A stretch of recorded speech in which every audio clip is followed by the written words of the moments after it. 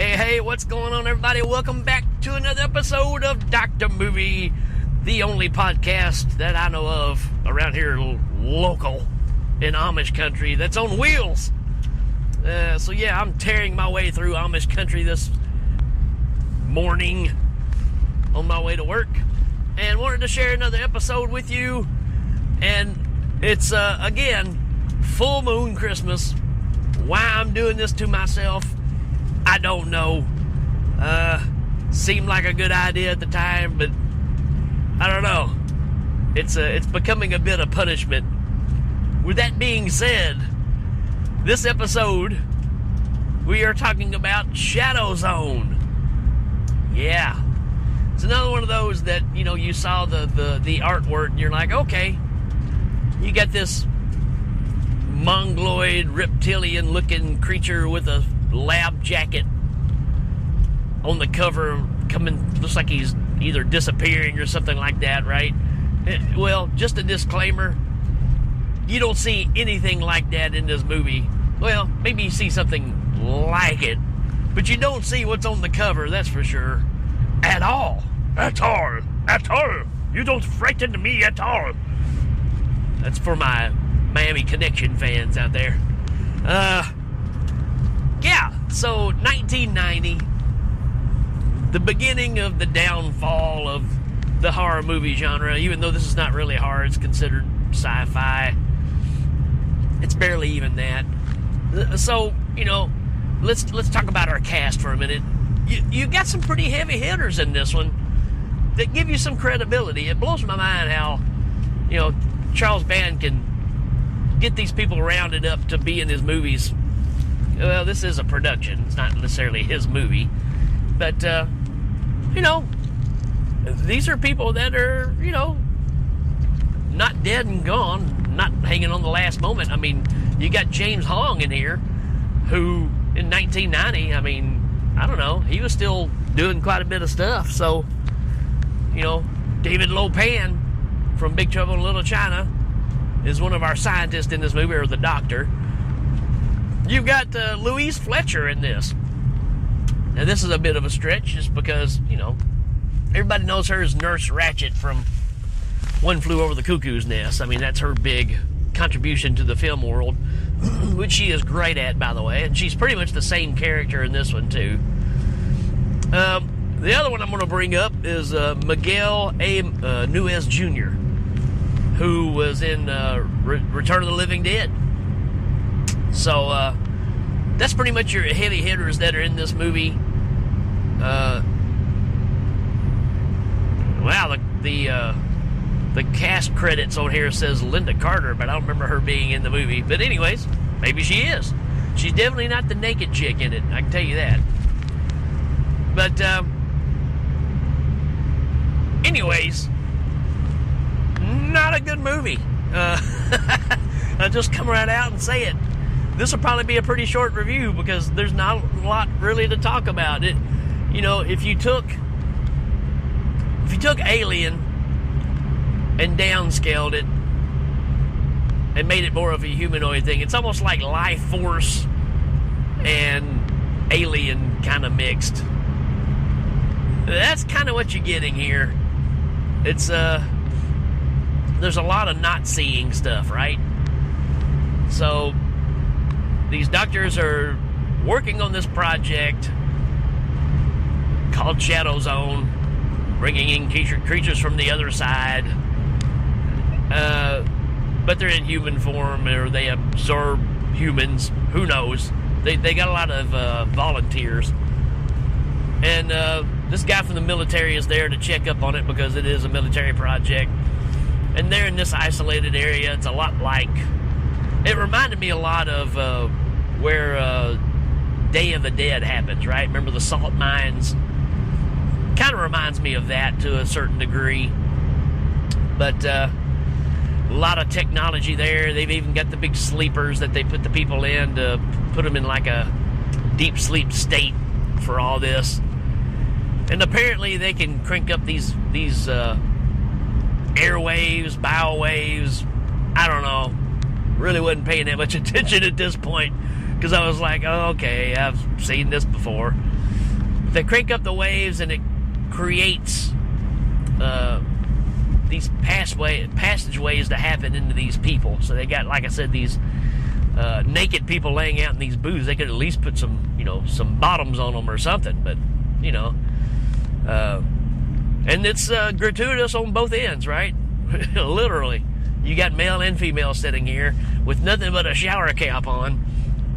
And, they don't hold back with the camera angles, that's for sure.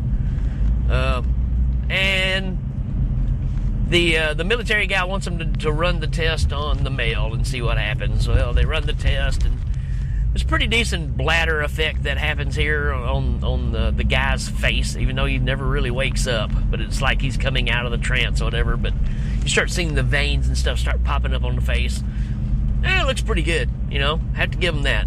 That's about all I can say about this one. And you got the scenario where the Louise Fletcher character, Dr. Earnhardt, is real partial to this project, right? Very much so, to where even though you got one of them that's running around eventually, that's breaking loose and is a threat to everybody, starts killing, pretty much everybody there. And that's pretty much your Alien story. I mean, it's set up so much the same. There's even a scene where a guy's in this area where there's like condensation dripping down on his face, and he freaks out and just starts shooting everywhere. It's pretty comical, but it's dead up. Like I said, it's Alien without Alien in it, and they just put another creature in there, but they're not on a spaceship. And yeah, again, that's all this movie is. They even have a video screen that they're watching, which is poorly done, I have to admit, of tracking down where this creature is, which they call John Doe, right? They don't have a name for it, but he even responds to it that way. So he hacks into the computer system, starts changing all the programming to suit itself, because it can't live in this atmosphere for very long. So it's dialing up things to bring all this to an end, right? Pretty much this movie in the nutshell as far as that. And, you spend the rest of the movie, this thing can transform. It's got elements of the Thing as well, right? Because it can be anybody or anything at any time.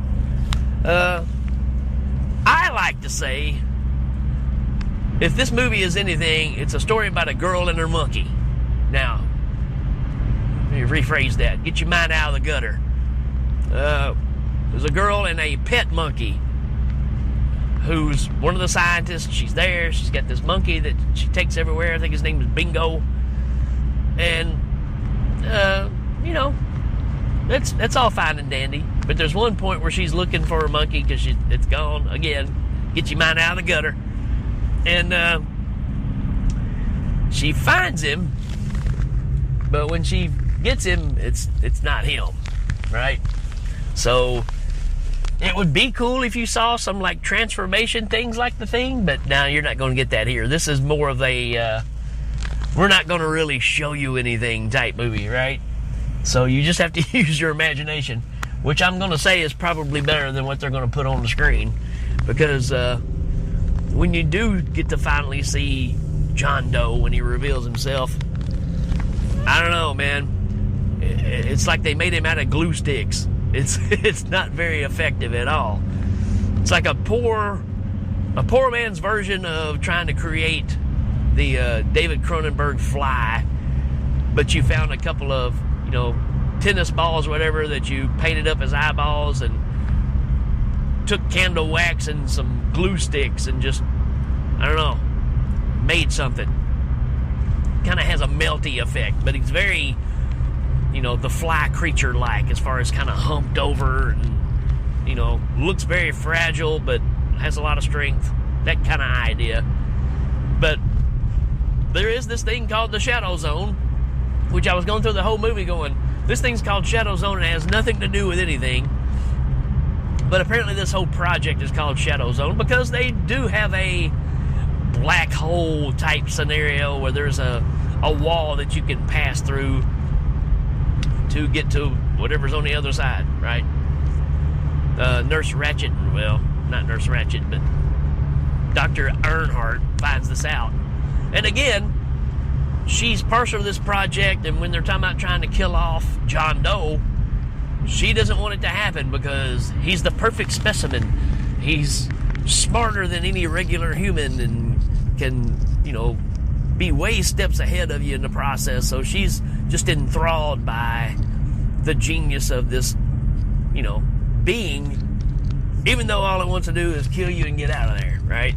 You got to have that scientist, right? Again, it's the whole alien scenario, right? And the only communication that you really see happen between John Doe and everybody else in this movie is on a computer screen, which is all a bunch of gibberish. But Dr. Earnhardt just starts talking to the computer screen, and it's like John Doe can hear her, and he types back his answers, which is pretty much, yeah, I gotta kill you all. What choice do you have but to trust me, because this is what's gotta happen, and you need to take the hot chick that's in the sleeping booth with the shower cap on and get her juiced up so I can have a mate, because I'm not gonna live very long, or whatever. There's some story there that I really was just like, yeah, I don't really care. And so that's the plan, right? They're going to try to set this place up, get the girl set out so he'll come and get her and whatever. I mean, again, it doesn't matter. We do have Dr. Earnhardt going into the Shadowzone and coming back out, and she describes to the military guy what she saw and how beautiful it was, and then Mr. Glue Stick guy comes up behind her, John Doe, and shoves a metal pipe through her heart and kills her. And then the military guy tries to wake up the girl, and while that's going on, you end up killing John Doe, and the hot chick in the sleeping thing wakes up and goes, "What happened?" and the screen goes off. That's pretty much it. Like I said, not much to this one. You can kind of see what they were going for, but it's done very, very poorly.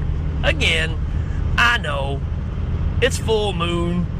You gotta have to really check in your expectations at the door, because you're not going to get a whole lot. You do get pleasant surprise from time to time. This is not one of them. Matter of fact, this could be the worst full moon movie I've seen. It just doesn't go anywhere, and it was really boring. Maybe conception-wise, that's two different things. Let me think of that hot chick again, I guess. It probably made sense on paper, but it just does not come across on screen. It's poorly done. James Hong is always fun to see. He doesn't last very long. That's pretty much this movie. I'm not going to watch this one again, I'm pretty sure. So on my scale of rating, I'm going to give this thing a 1. Just really did not like this movie at all. It would have been cooler if you saw some kind of lizard skin, creature coming from beyond with a lab jacket on. So you had an opportunity there, band, but you didn't pull it off, right? Your artwork's better than your movie, which happens a lot, but that's kind of where this one falls. So, folks, I'm going to cut this one just a hair short, but that's kind of where I am on this one. Let me know your thoughts on this one, if you like it, if you loathe it. I don't know. It just didn't do anything for me, and I normally like a movie like this. I can think of several Alien rip-offs that I've kind of enjoyed in the past. This one does not fall in that category. All right, folks, that's it for this one. We will check you later, yo.